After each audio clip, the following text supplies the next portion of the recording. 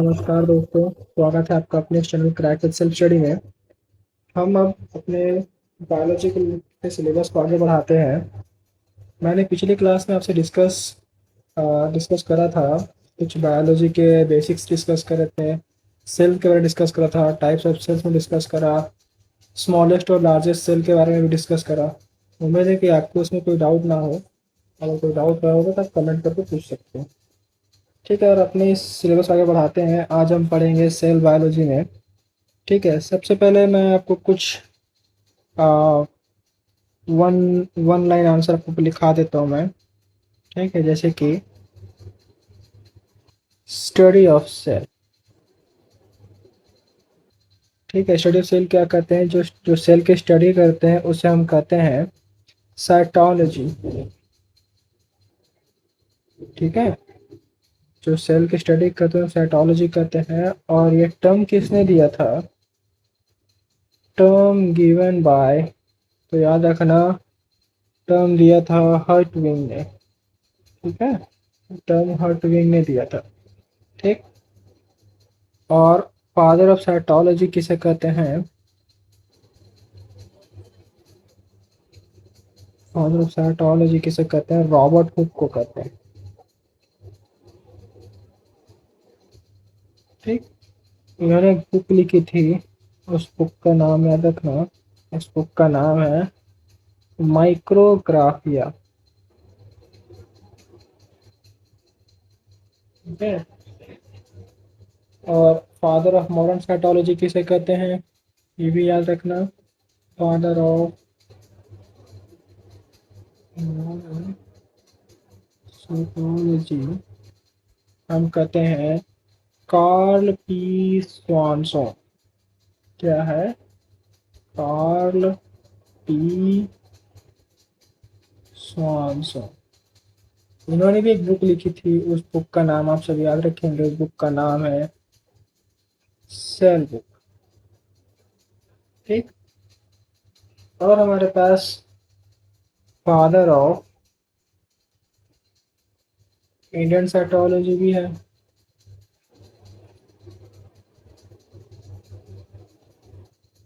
सब कहते हैं अरुण कुमार शर्मा। ठीक है, तो फादर ऑफ इंडियन साइटोलॉजी कौन होंगे? अरुण कुमार शर्मा। ठीक है, अब मैं आपको बताता हूँ कि सेल की डिस्कवरी किसने करी थी। ठीक है, तो सेल की डिस्कवरी किसने करा था? तो वो है Anton von Leeuwenhoek.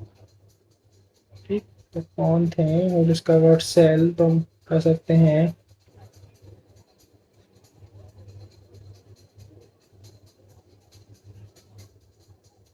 Anton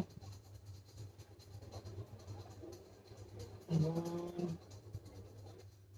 Leeuwenhoek.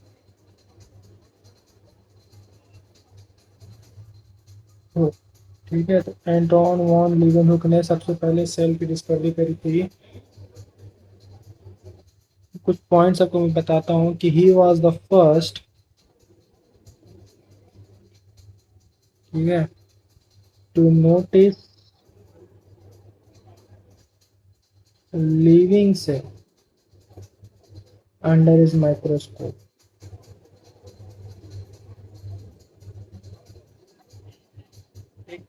सबसे पहला जो लिविंग सेल किसने डिस्कवर करा था वो थे एंटोन वॉन लीवेनहुक ने। ठीक है, तो अब आती है कि यही कि सबसे पहले डेड सेल किसने डिस्कवर करा था। है ना, जब हमने बात करी कि फर्स्ट जो मैं लिविंग सेल की बात करी तो वो एंटोन वॉन लीवेनहुक ने दिया था। तो फर्स्ट डेड सेल ने किसने दिया था? फर्स्ट डेड सेल किसने डिस्कवरी करी थी? मैं तो लिख देता हूँ वैसे।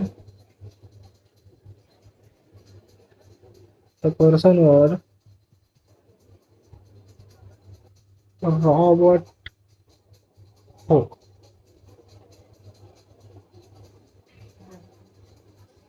फर्स्ट टू सी डेड है। ठीक, ये पर्सन थे जिन्होंने सबसे पहले फर्स्ट डेड सेल को डिस्कवर करा था। और एंटोन वॉन लेवेंड जो थे वो हमारे पास फर्स्ट थे टू नोटिस लिविंग सेल। ठीक है। और इन्होंने एक और इन्होंने क्या क्या डिस्कवर किया था, तो ही ऑल्सो डिस्कवर्ड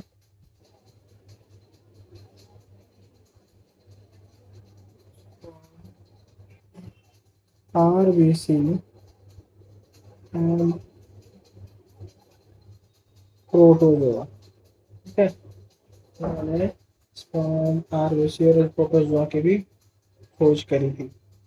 ठीक है। और इन्हें एक चीज़ और कहा जाता है कि इसे हम फादर ऑफ माइक्रोबायोलॉजी भी कहते हैं। तो he is commonly called as father of microbiology. Okay. ठीक है। फादर ऑफ बायोलॉजी मैंने बताया था किसे कहते हैं। ठीक है। फादर ऑफ माइक्रोबायोलॉजी किसे कहते हैं, एंटोन वॉन लीवेंहोक को कहते हैं। ठीक है।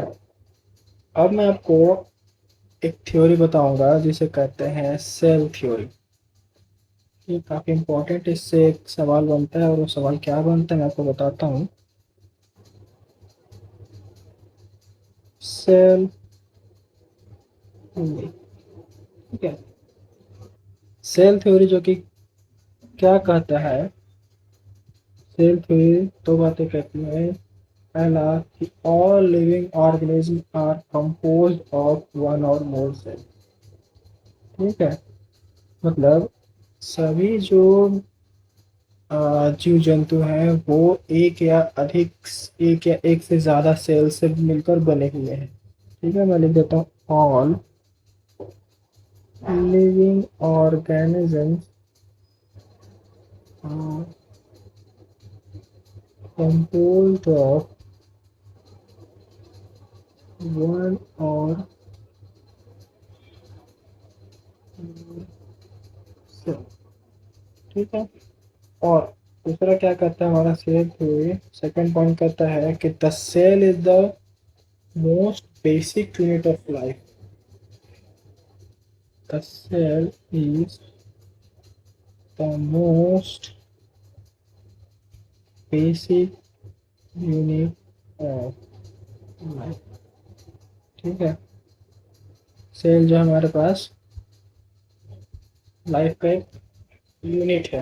मतलब मैंने बताया था पिछले क्लास में भी कि जो हमारा जो शरीर है वो एक एक सेल से मिलकर के बना हुआ है, इसीलिए हम इसे यूनिट ऑफ लाइफ भी कहते हैं। ठीक है। अब बात आती है कि ये सेल थ्योरी किसने दी थी। ठीक है। तो ये जो सेल थ्योरी थी ये किसने दिया था, तो मैं लिखता हूँ किसने इसने दिया था, मैथियस स्क्लिडेन और थियोडर श्वान ने दिया था। मैं लिख देता हूँ किसने दिया था। This cell theory was given by, कौन थे वो शख्स जिन्होंने दिया था, तो कौन कौन थे, मैथियस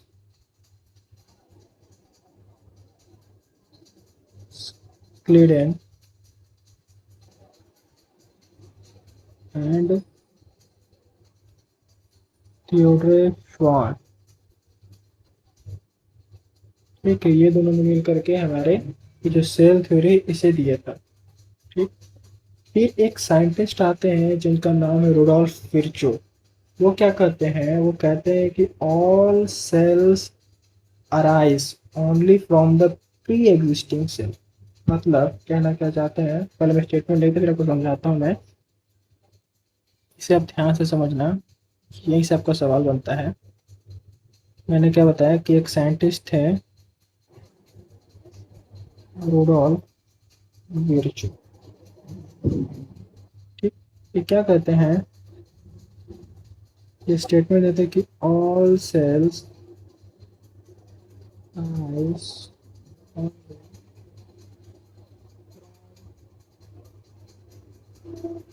प्री एग्जिस्टिंग सेल्स।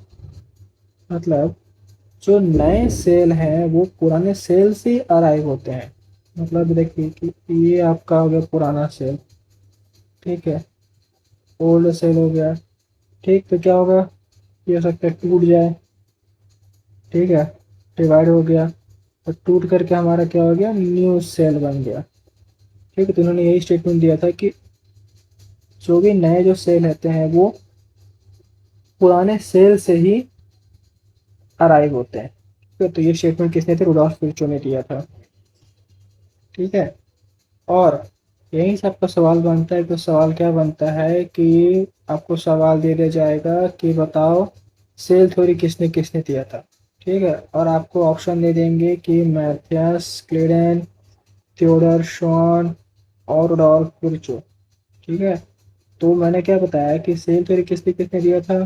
तो सेल थ्योरी के दो स्टेटमेंट हमारे पास कि all living organism composed of one or more cell, मतलब सभी जीव जंतु जो है एक या एक से अधिक सेल से मिलकर के बने हुए हैं। ठीक, और सेल जो हमारा बेसिक यूनिट ऑफ लाइफ है। ठीक है, ये दो स्टेटमेंट थे, दो स्टेटमेंट किसने दिया था, मैथ्यूस कैडान ने दिया था और थियोडर शॉन ने दिया था।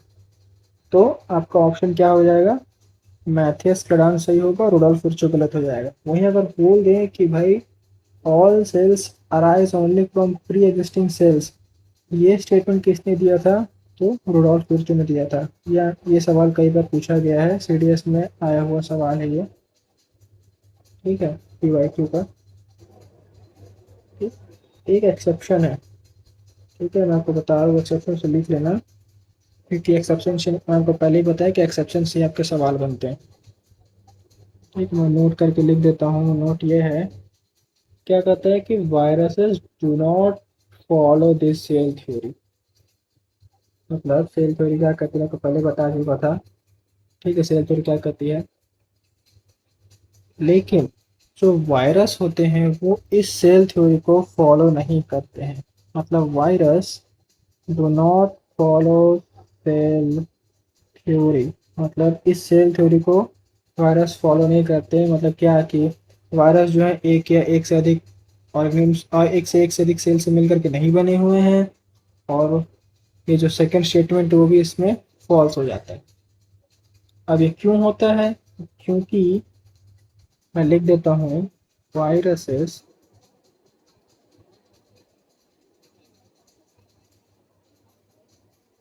Do not follow cell theory because they are acellular. मतलब का मतलब क्या होता है, नॉट मेड ऑफ सेल्स, ये सेल्स से मिलकर के बने ही नहीं होते हैं, तो ये सेल थ्योरी कैसे फॉलो करेंगे। ठीक है, तो एक चीज़ आप याद रखना कि viruses do not follow cell theory. आपको ऑप्शन दे दे कि बताओ कौन जो है सेल थ्योरी को फॉलो नहीं करता, तो आपके आंसर हो जाएगा वायरस। ठीक है, अब आता है कि वायरस बना किससे किससे होता है। तो वायरस जो है, ये आपके पास नॉलेज के लिए लिख दे रहा है, ये इंपॉर्टेंट नहीं है, फिर मेरे को कहीं पूछे तो आप बता सकते हैं। ठीक है, मैं यहाँ पे लिख देता हूँ क्या है कि वायरस मीन्स मेड ऑफ, किससे बने होते हैं, तो एक होता है प्रोटीन से, दूसरा होता है न्यूक्लिक एसिड से।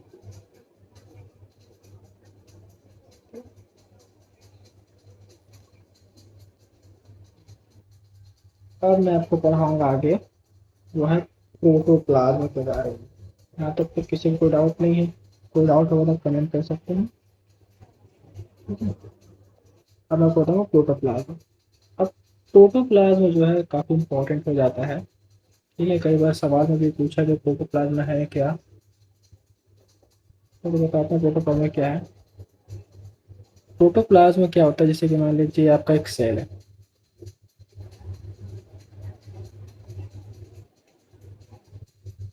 ये आपका सेल है, ठीक है, ये आपका कोई न्यूक्लियस, हाँ, ये आपका सेल हो गया। ठीक है, ये आपका न्यूक्लियस हो गया, ठीक है, और इसके अंदर होता है साइटोप्लाज्म होता है, ठीक है।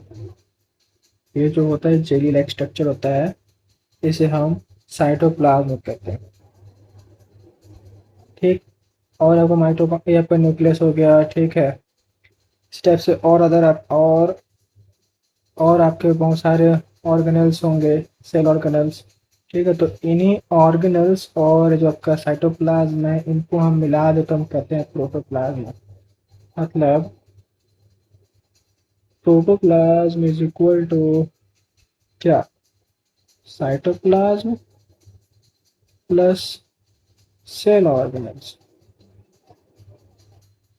अब सेल ऑर्गेनल्स में क्या क्या आएंगे, तो न्यूक्लियस आएगा, ठीक है, माइटोकॉन्ड्रिया आएगा, ठीक है, और आपका गोल्गी बॉडीज आएगा, और ये बहुत कुछ आएगा, वो बताऊंगा आगे मैं, ठीक है। तो अगर हम एक वर्ड में कहें कि प्रोटोप्लाज्म क्या है, तो it is a composition of cytoplasm plus cell organelles. मतलब सेल के अंदर में जो साइटोप्लाज्म और सेल ऑर्गेनल्स को अगर हम मिला दें तो हम कहते हैं प्रोटोप्लाज्म, ठीक है। तो अब मैं आपको कुछ दिखा देता हूँ, सब कुछ चीज़ याद रखनी है, ठीक। प्रोटोप्लाज्म, प्रोटोप्लाज्म दो चीज़ों से मिलकर के बना हुआ है, एक है हमारे पास साइटोप्लाज्म,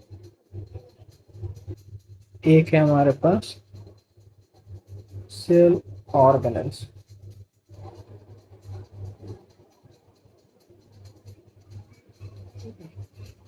अब साइटोप्लाज्म में क्या होता है, तो ये होता है लिक्विड और जेली लाइक स्ट्रक्चर। तो पहले बताया था कि इसके अंदर जो जो आपको दिख रहा है ये सारे जेली लाइक स्ट्रक्चर होते हैं। तो जेली और लिक्विड लाइक स्ट्रक्चर, ठीक है। और ये जो प्रोटोप्लाज्म है किस चीज से बना होता है, तो इसका कंपोजिशन में लिख देता हूँ। कंपोजिशन, कंपोजिशन क्या क्या है, तो वाटर, सॉल्ट और ऑर्गेनिक मॉलिक्यूल, ठीक है। और ये जो साइटोप्लाज्म होता है 70% वाटर से बना हुआ होता है, ठीक। और एक और चीज़ आपको इम्पोर्टेंट है, इसको याद रखना है, सीडीएस में कई बार सवाल पूछा भी गया है कि एनएरोबिक रेस्पिरेशन कहाँ पे होता है, तो उसका जो कहाँ पे होता है, तो साइटोप्लाज्म होता है। तो लिख देता हूँ location of anaerobic respiration. अब एनएरोबिक रेस्पिरेशन क्या, एनएरोबिक रेस्पिरेशन मतलब क्या होता है, इसका मतलब होता है एब्सेंस ऑफ ऑक्सीजन के, एब्सेंस ऑफ ऑक्सीजन में जो रेस्पिरेशन होता है उसे हम एनएरोबिक रेस्पिरेशन कहते हैं। इसके बारे में आपको मैं बाद में पढ़ाऊंगा, मैं आगे जब पढ़ेंगे तो इसके बारे में कुछ समझाऊंगा मैं, ठीक है। और एक और चीज मैं लिख देता हूँ यहाँ पे कि प्रोटोप्लाज्म जो होता है 80% वाटर से बना होता है। ये आप देख सकते हैं ना, प्रोटोप्लाज्म में साइटोप्लाज्म होता है और सेल ऑर्गेनल्स होते हैं। साइटोप्लाज्म में 70% वाटर होता है, तो ऑब्वियस है कि प्रोटोप्लाज्म में लिक्विड ही होगा, ठीक है। अब आते हैं अगला, टाइप्स ऑफ मेम्ब्रेन के बारे में बता देता हूँ मैं, मुझे बता दो जगह है, हाँ ये भी लिख देता हूँ मैं, ठीक है। टाइप्स ऑफ मेम्ब्रेन थोड़ा इम्पोर्टेंट है, टाइप्स ऑफ मेम्ब्रेन। अब मेम्ब्रेन क्या होता है, इसे एक ना आप एक दीवार समझ लीजिए, ठीक है। ये हमारा सेल होता है, ठीक है। तो सेल का जो आउटर मोस्ट जो लेयर होता है, इसे हम सेल मेम्ब्रेन, इसे हम सेल मेम्ब्रेन कहते हैं, या फिर प्लाज्मा मेम्ब्रेन भी कहते हैं। मैं आगे आपको पढ़ाऊंगा इसे, तो आप पहले नोट कर लीजिए कि टाइप्स ऑफ मेम्ब्रेन कितने टाइप के मेम्ब्रेन होते हैं, ठीक।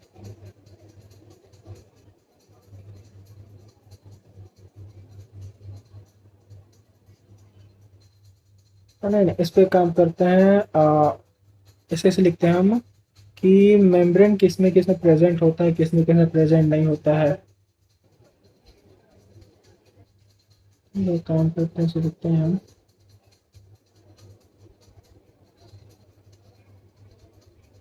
ठीक है, हम लिखते हैं यहाँ पे, क्या लिखते हैं, टाइप्स ऑफ मेम्ब्रेन। हाँ, टाइप्स ऑफ मेम्ब्रेन लिखते हैं, चलो तो ज़्यादा इजी रहेगा। फिर समझाता हूँ आपको मैं, टाइप्स ऑफ मेम्ब्रेन। ठीक है, टाइप्स मेम्ब्रेन क्या हो सकता है कि एक हो सकता है सिंगल मेम्ब्रेन, एक हो सकता है डबल मेम्ब्रेन,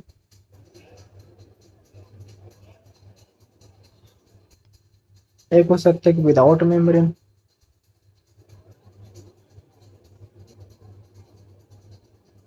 ठीक, तो अब हम इसमें लिखते हैं कि कौन कौन से ऑर्गेनल्स, मतलब जो सेल ऑर्गेनल्स हैं, आपको बताया था कि इसके अंदर, सेल के अंदर सेल ऑर्गेनल्स होते हैं और साइटोप्लाज्म होते हैं। तो कौन कौन से जो सेल ऑर्गेनल्स हैं वो क्या है, सिंगली मेम्ब्रेन है, डबली मेम्ब्रेन है, या विदाउट मेम्ब्रेन के हैं। तो जो विदाउट मेम्ब्रेन में सिर्फ एक आता है वो कौन है हमारे पास, तो वो है राइबोसोम। ठीक है, ये चीज आप याद रख लेना कि विदाउट मेम्ब्रेन में कौन है। तो विदाउट मेम्ब्रेन में सेल ऑर्गेनल है वो हमारा राइबोसोम है। और सिंगल मेम्ब्रेन, और फिर डबल मेम्ब्रेन का बताता हूँ, फिर सिंगल मेम्ब्रेन को समझा दूंगा। डबल मेम्ब्रेन कौन कौन सा है, तो आता है हमारे पास न्यूक्लियस, दूसरा माइटोकॉन्ड्रिया, तीसरा क्लोरोप्लास्ट। ठीक है, अब ये विदाउट मेम्ब्रेन और डबल मेम्ब्रेन, इन दोनों को छोड़ करके जितने भी सेल ऑर्गेनल्स हमारे पास बचेंगे वो हमारे पास सिंगली मेम्ब्रेन होंगे। तो यहाँ पे मैं लिख देता हूँ, all other organelles except double membrane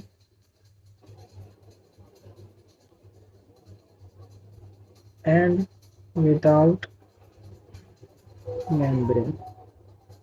ठीक है, अगर मैं पूछूं सेल ऑर्गेनल्स गोल्गी बॉडीज की बात करूँ, पूछूं कि मैं बताऊं कि गोल्गी बॉडीज जो है हमारे पास विदाउट मेम्ब्रेन है, सिंगली मेम्ब्रेन है, या डबल मेम्ब्रेन है। तो मैंने यहाँ पे कहीं पे भी गोल्गी बॉडीज लिखा है। विदाउट मेम्ब्रेन में क्या लिखा है कि सिर्फ राइबोसोम आता है, और डबल मेम्ब्रेन में क्या आता है, न्यूक्लियस, माइटोकॉन्ड्रिया, क्लोरोप्लास्ट आता है। तो इन चारों को छोड़ करके जो भी हमारा सेल ऑर्गेनल बचेगा वो हमारा सिंगल मेम्ब्रेन में आएगा। तो हमारे पास गोल्गी बॉडीज किस में आएगा, तो सिंगल मेम्ब्रेन में आएगा। ठीक है, अब मैं आपको सेल ऑर्गेनल्स के बारे में पढ़ा। ठीक है, कि सेल ऑर्गेनल्स कौन कौन से होते हैं हमारे सेल में। ठीक है, तो हेडिंग लिखते हैं हम, सेल ऑर्गेनल्स।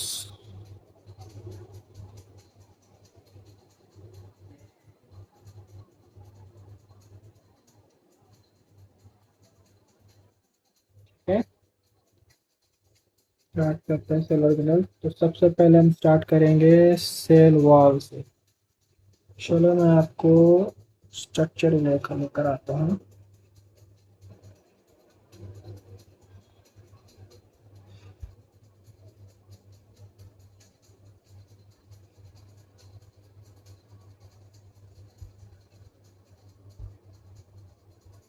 ठीक है, सबसे पहला हमारे पास आ जाता है क्या, तो सेल वॉल।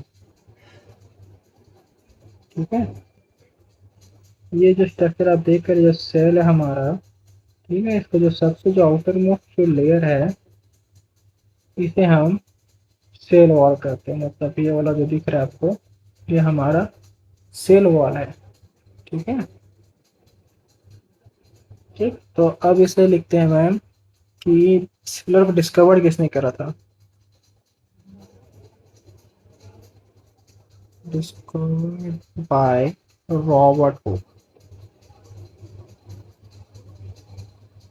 किसने डिस्कवर किया था? रॉबर्ट ने डिस्कवर करा था। ठीक है, एक चीज ध्यान रखना कि cell wall is not a universal. Cell wall is not universal. तो क्या मतलब है कि सेल वॉल जो है सिर्फ only present in plant cell. ठीक है, सेल वॉल सिर्फ प्लांट सेल में पाया जाता है, एब्सेंट इन एनिमल सेल। मतलब एनिमल सेल में ये एब्सेंट रहता है। ठीक है,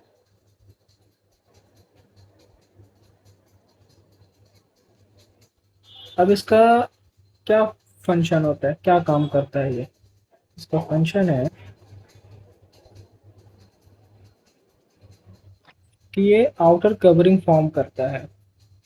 किसके लिए? तो प्लाज्मा मेम्ब्रेन के लिए। ये देखिए, ये हमारा सेल वॉल हो गया। तो ये वाला जो स्ट्रक्चर दिख रहा है ना, ये वाला, ये हमारे पास होता है plasma membrane.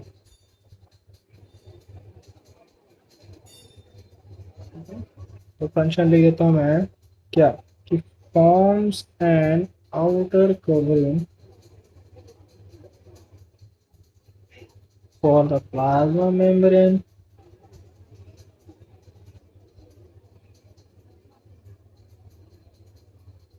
Of fungi and plant. मतलब कि ये प्लांट और फंजे में पाया जाता है।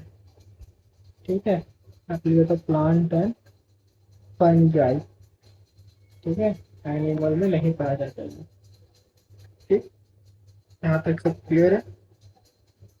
चल, अब हम आगे बढ़ते हैं। ठीक है, एक चीज और आपको एक चीज आपको लिखाना चाहूंगा, बहुत इंपॉर्टेंट है, ध्यान से खुद ही जाना चाहिए। ये है कि कंपोजिशन।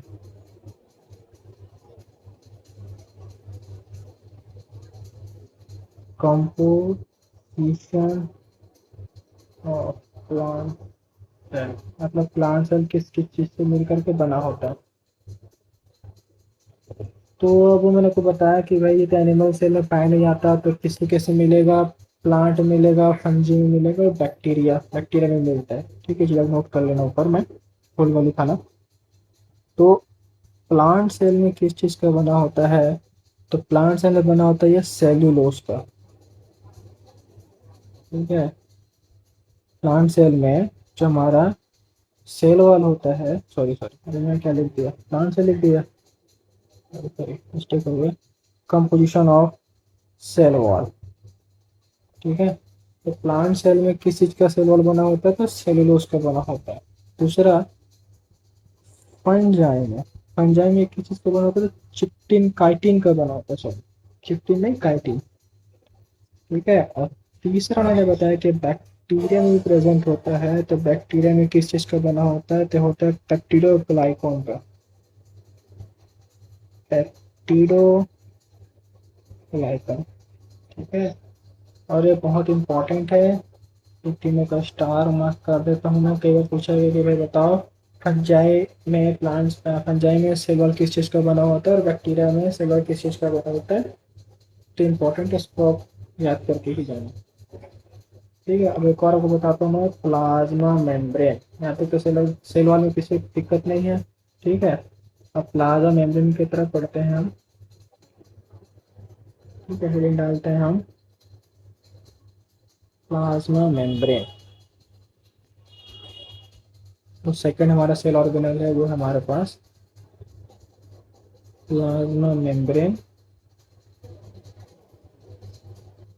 ठीक है, इसी को, इसको हम क्या क्या कहते हैं? अगर मैं इसको लिखा, इसी को हम सेल मेम्ब्रेन कहते हैं, प्लाज्मा लेमा भी कहते हैं, और बायोलेमा भी कहते हैं।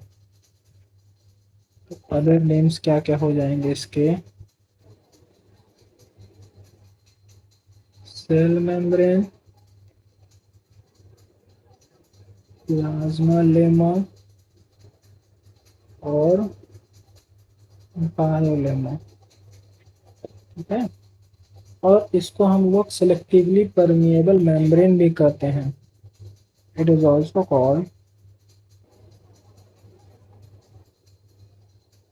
Selectively permeable membrane. मतलब क्या है कि ये आपका सेल है, ठीक है। अगर मैं प्लांट सेल की बात करूँ तो प्लांट सेल में सेल वॉल और सेल मेम्ब्रेन दूसरे कलर से बनाते हैं इसको, ठीक है। ये हमारे पास सेल मेम्ब्रेन है, ठीक है। और ये जो था सेल वॉल, ठीक है। तो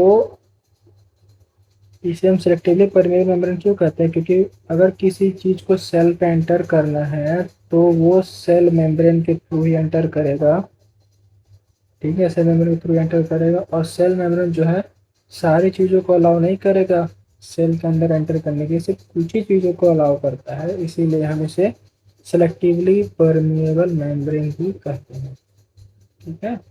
और हाँ, एक बात रखना, इसे हम यूनिवर्सल मेम्ब्रेन भी कहते हैं। It is also called as universal membrane, क्योंकि ये आपका प्लांट सेल और एनिमल सेल दोनों में पाया जाता है, ठीक है। इसलिए इसे हम यूनिवर्सल मेम्ब्रेन भी कहते हैं, ठीक है। नेक्स्ट आते हैं हम इसे कंपोजिशन के बारे में बात करते हैं कि किस किस चीज़ से मिलकर के बना होता है। कंपोजिशन ऑफ सेल मेम्ब्रेन, इसी को हम प्लाज्मा मेम्ब्रेन भी कहते हैं, ठीक है। मैं सेल मेम्ब्रेन लिख रहा हूँ तो कंफ्यूज मत हो जाना कि मैं तो टॉपिक प्लाज्मा मेम्ब्रेन कर रहे हैं तो सेल मेम्ब्रेन क्यों लिख दिया करें, ठीक है। तो कैसे कंपोजिशन, ये तीन चीज़ों से मिलकर के बना होता है, लिपिड,